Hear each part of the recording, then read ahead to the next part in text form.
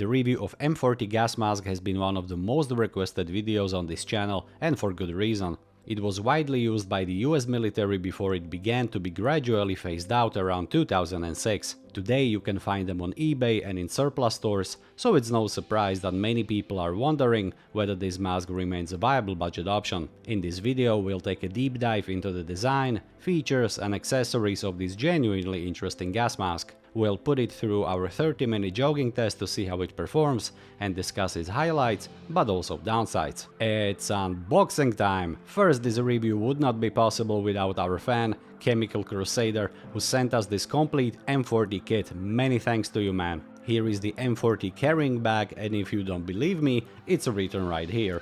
It has a robust pulling tab, which allows for quick access to the mask. I have to say that this is quite good. Now, this mask features a number of interesting design choices, most notably the second skin. So what exactly is it, and why does this mask need it? I'll explain, but first let's start with the basics. This mask is size 2, medium, which is exactly what I usually need. When it comes to sizing, there is no official guide or sizing tool to help you. However, we were able to briefly compare two M40s, one medium and one large. In my case, both masks provided a reliable seal, but the large M40 felt definitely bulkier. I'll be sticking with size medium. Interestingly, the two masks also appear to be made from slightly different rubber compounds, as the shade of green is noticeably different. Different manufacturers, I assume? Also, the large M40 doesn't have the optical inserts holder installed. The second skin on the large mask also lacks this neck ridge found on the medium M40. Feel free to drop a comment if you know more, but back to unboxing. I found two clear outserts inside the bag and I was like, yay! But unfortunately these two are quite beaten. They surely took the beating instead of the eyepieces, which is their purpose, duh! The M40 user manual is very detailed and well organized. It looks robust, but it actually contains a lot of duplicate information, since it essentially covers two variants of the same mask. Still, it contains a lot of valuable information, and I found the manual very useful during the review process. And yeah, the mask is called M40A1, which is an upgraded version of the original M40, but in this video I will refer to it simply as M40. In addition to the main manual, there's a small booklet called the PMCS checklist.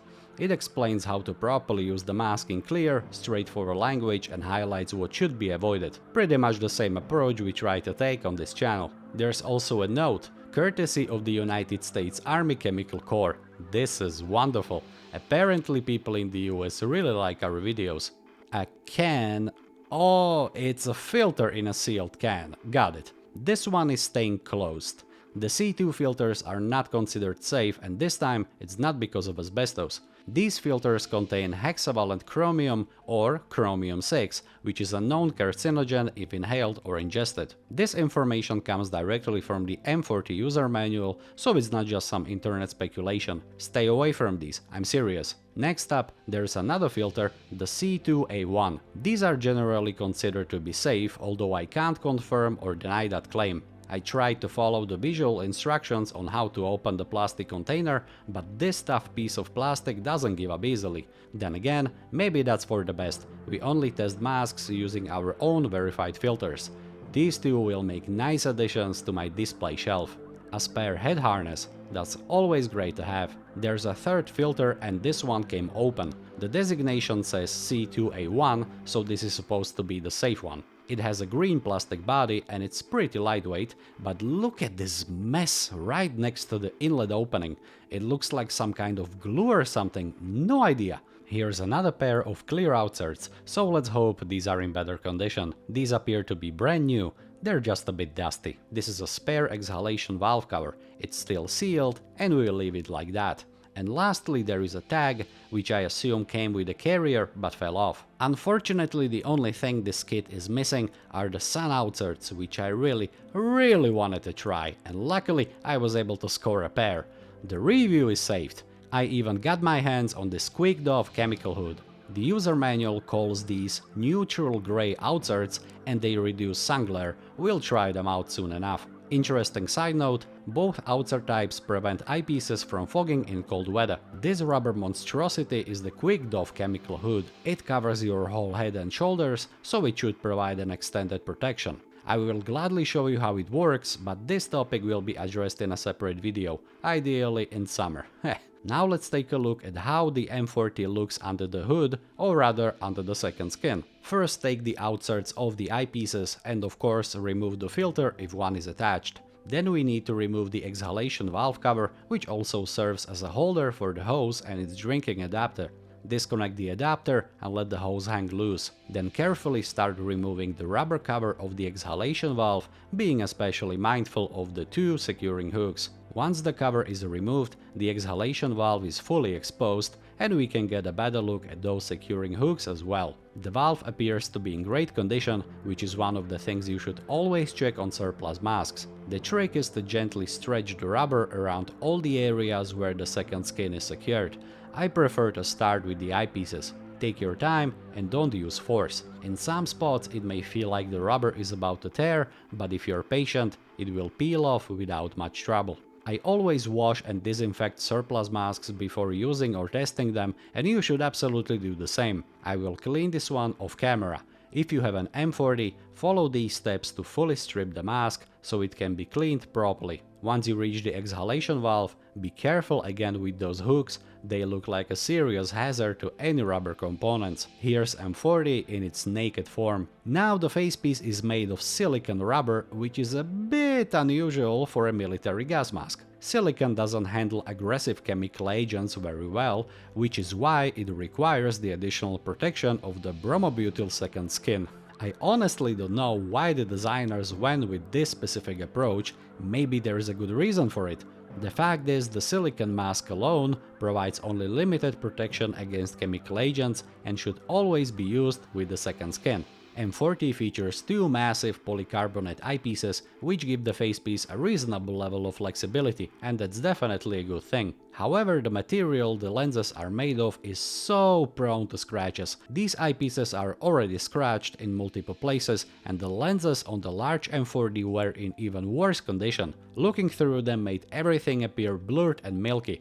The takeaway? Always use the mask with clear outserts, and I mean always. M40 features a primary voice diaphragm, and I'm very curious about the voice quality during the testing. The mask is technically to import, but have fun changing the filter sides. This is the secondary voice diaphragm, which occupies one filter port and is secured with this screwable metal ring. To loosen it, use the D-shaped carrier buckle, which fits right in. Now I won't go any further because it's a hassle. I assume I will have to push out the diaphragm together with its gasket, reposition the inlet valve saddle, the internal airflow deflector, and the user manual doesn't mention how to do it all together. So no thanks. It can be done, but I just prefer not to interfere with mask's integrity. And no, this doesn't count. I noticed that the exhalation assembly is secured to the facepiece with a zip tie.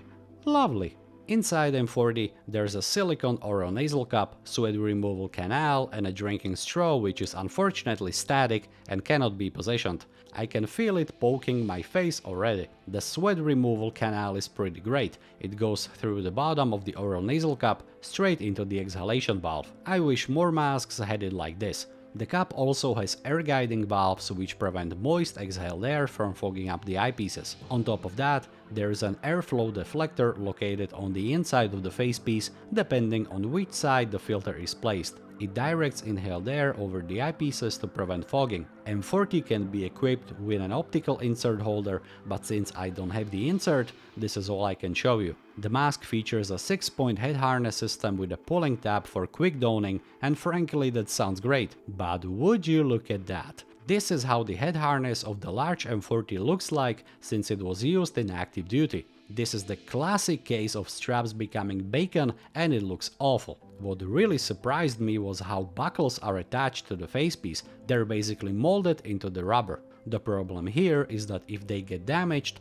they cannot be easily replaced like in other masks, if they can be replaced at all, because this doesn't look serviceable. As previously mentioned, the second skin is made of bromobutyl rubber, the same material used in most modern gas masks. They exist in two sizes, one for facepiece size small and one for medium and large M40s. Let's dress up the mask for the testing. First, the drinking hose needs to be pulled through the bottom skin hole, followed by the exhalation assembly. Again, don't overstretch the rubber, it all snaps in place with gentle and calm approach. By the way, all the M40s I've handled so far came without a storage unit, even though they exist. They're just quite rare for some reason. And finally reattach the exhalation valve cover and secure the hose and the adapter. Done. Now the M40 is ready to be used. To attach the outserts to the eyepieces, you need to stretch these rubber rings over them, which can be a bit tricky. You'll probably have to find your own technique. This is how M40 should look like, with the outserts properly mounted. Now for the fitting test. First, loosen all 6 straps. To be honest, they're quite stiff and the harness buckles put up some resistance. Then flip the harness over the eyepieces. Place the mask on your face so it sits comfortably and start tightening the bottom straps first. The manual recommends tightening them one by one, which makes sense since they're fairly rigid and require a firm pull. Continue with the middle straps, then the top ones. Make sure the straps and the head pad lie flat against your head and that nothing is twisted. The mask seals nicely and the preparation is complete. Now screw in a NATO threaded filter. The mask has a relatively shallow thread, so much of the filter's neck remains visible, but that's not an issue. And now for real. The best way to tighten the bottom straps is with small, jerky pulls. I've definitely seen better designs. Notice the folded second skin around the edges? That sometimes happens during donning, other times it doesn't. Just make sure to check it by hand after putting the mask on. The M40 is actually quite comfortable to wear and the field of view is decent. I'm honestly surprised by how good it feels, with one minor exception. My assumptions were correct. The drinking straw is in my mouth as I speak and there is no way to reposition it. It's really obnoxious. On the positive note, as you can hear, the voice quality coming from the M40 is quite good.